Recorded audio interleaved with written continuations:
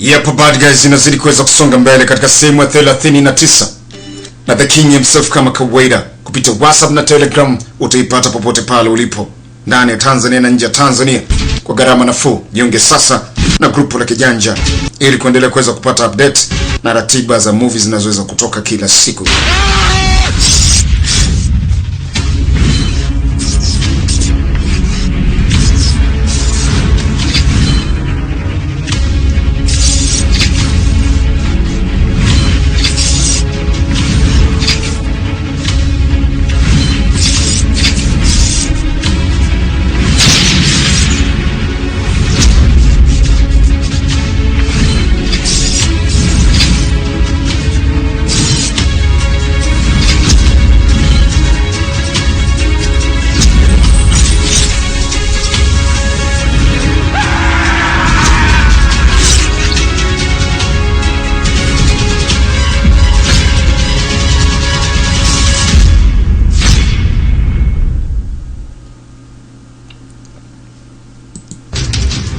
Sasa hapa kuna kibopa anatoka zake kuelekea kwenye gari.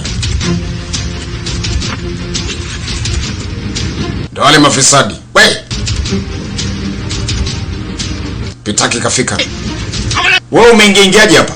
Nani? Tulia. Pitaki ana mbili. Huu mzigo ni wa gharama. Unanitisha. Sasa tutenganishe. Wewe baki na nusu, mimi nibaki na nusu, siwezi kuuza hii mwenyewe.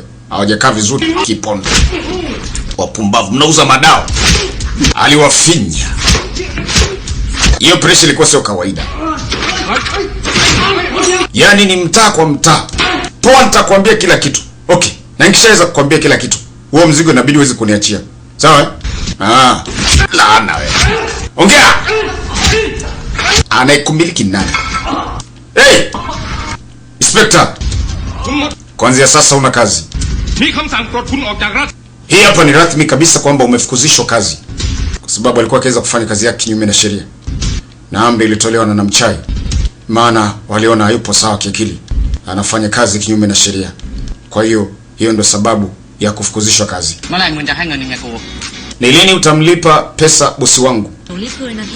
Nikipata pesa nitamlipa. Lini? Nitafanya kadri uwezo wangu kuweza kutafuta pesa, nipeni muda. Ilikuwa ni club hapa. Hivi unajua bosi anapataje hiyo pesa? Ni bora ukaweza kuleta pesa kwa wakati. Wakati mwingine tukija hapa tunahitaji pesa. Huyu binti ndio alikuwa mpenzi wake na Sky kipindi hicho. Na hapa ba alikuwa mtaalamu, wanaweza kumuita Pitaki baada ya kufukuzishwa kazi. Jen alikuwa akifanya kazi hapa. Pitaki aliona kila kitu. Akawa nene na huduma zake kama kawaida. Bwana akamuuliza, boyfriend wako anajua kwamba unafanya kazi hapa?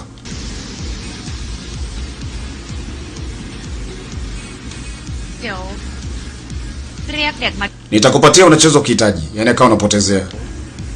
Utaki kuweza kufanya kazi kwenye eneo kama hili. Unasema nini? Najua maisha yako ni magumu. Lakini hii ni hatari zaidi. Ni rahisi sana kuweza kushinda kamari online, lakini sijai kumuonaga mtu aliweza kushinda na kuweza kuwa tajiri.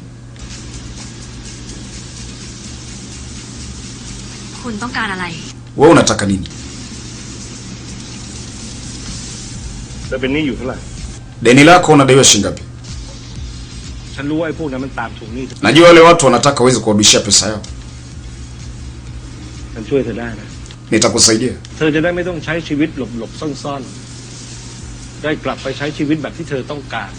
Ila alichomwambia ni pia kuweza kusaidia na jeshi la polisi. Utapata pesa ya kutosha, utaishi maisha yako kawaida vile unavyoweza kutaka.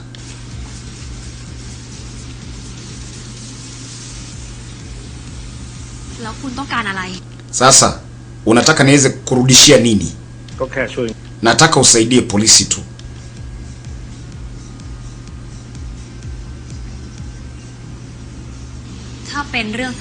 Kama ni kuhusiana na Sky, naomba huko unitoe.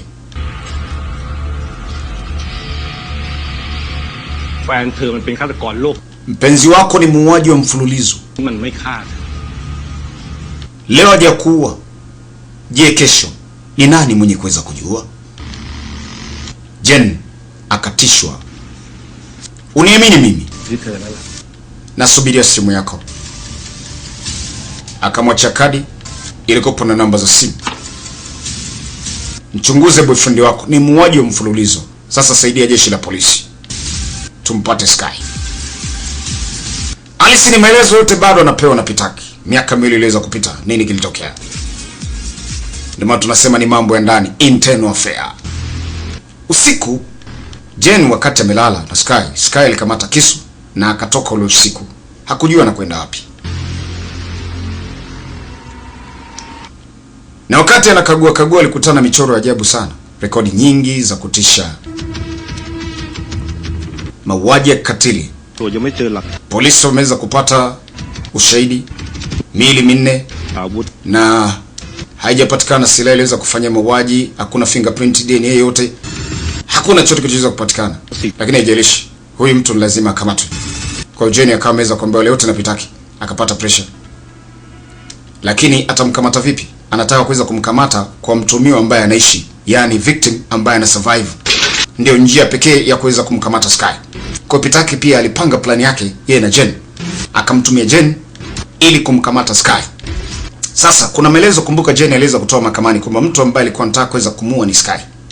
Lakini usiku baada ya Jen kuweza kuamini kwamba yote anaweza kuambiwa ni ya kweli, basi akaamua kuweza kujikatakata, kukata ile mishipa mikuu ya damu kwenye mikono yake, na akaja kituo cha polisi, kitu ambacho hata polisi kiliwashangaza.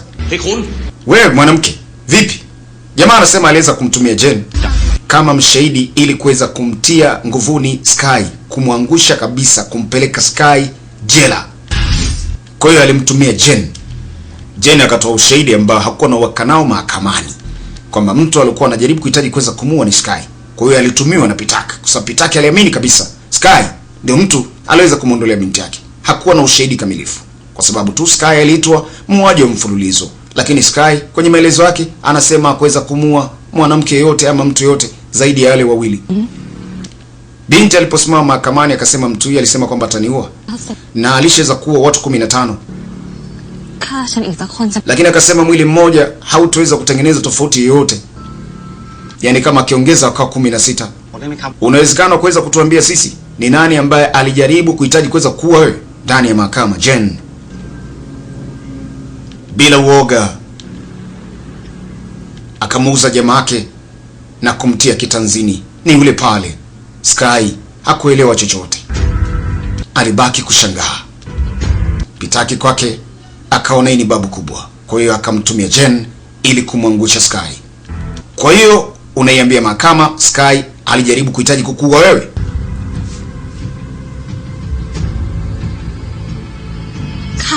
Binti akasema ndio.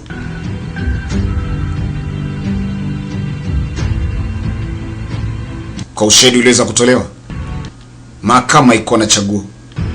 Kutokana na sheria za mahakama, binti akapewa pesa alikuwa akiweza kudaiwa kama deni.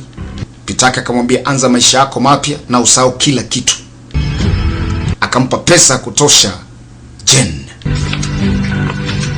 Baada ya kufanikisha kila kitu mahakamani, hukumu ikatolewa ndani ya mahakama kwa sheria. Mtumiwa na hukumiwa kifungo cha maisha gerezani. Yaani Sky akapigwa kifungo cha maisha. Alitoka, lakini macho yake ni kuweza kumwangalia Pitaki. Ndio mtu ambaye ana mashaka naye kwamba yeye ndo kaweza kumuondoa binti yake. Sasa kama sio Sky aliweza kumuua Nink, ni nani aliweza kumuua Nink? Na why ilikataa kwamba kuweza kuua watu 14 ila alishauaga.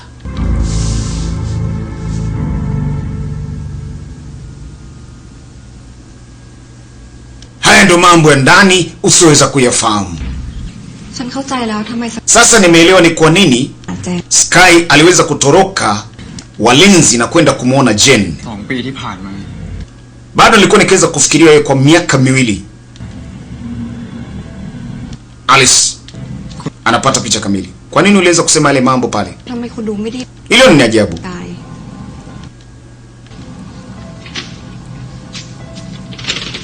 Kwa Sky ulikuwa kawaida tu. Ila kwa sasa Nimeelewa. Sababu ni ipi? Ulikuwa unasubiri Sky aweze kumuinda Jen upate sababu ya kuweza kumuua, si ndio? Ndio ile siku akawa anamlazimisha, fanya hivyo, endelea kuua. Ua! Alice sasa anapata picha kamili. Endelea. Fanya hivyo. Binti anamwambia niue. Baada ya kuniua mimi, usije ukasahau ni nani uliweza kumuua. Nyonga. Unafikiri nitaogopa kushambulia? Ndio akazuiwa na Alice Pitaki. Wewe ni kichani. Akapata upenyo wa kuchoropoka lakini alikamatwa. Kwa Alice sasa anazidi kupata picha kamili. Plani ya Pitaki ni ipi?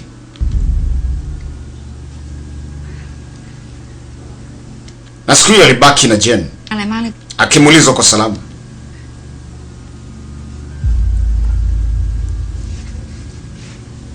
Alikuwa na hofu sana. Wewe na Inspector, je, mnafahamiana?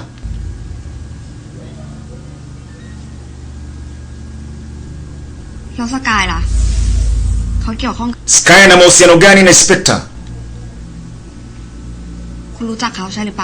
Unamjua mtu huyu? Binti alikataa kwamba hata Inspector hamjui. Jen. Bado kazi ipo kuweza kufahamu mengi zaidi. Na hapa ni katika mikono salama kabisa, kuna kinachoweza kuharibika. But guys, hapa inazidi kuweza kusonga mbele. Internal affair, mambo ya ndani, zile za ndani kabisa ambazo zijui. Hapa tunakwenda kuzichambua zaidi. Hiyo ni sehemu ya 39. Tukutane katika sehemu ya 40 season 1. Hapa bado inazidi kuyeyea. Bye bye.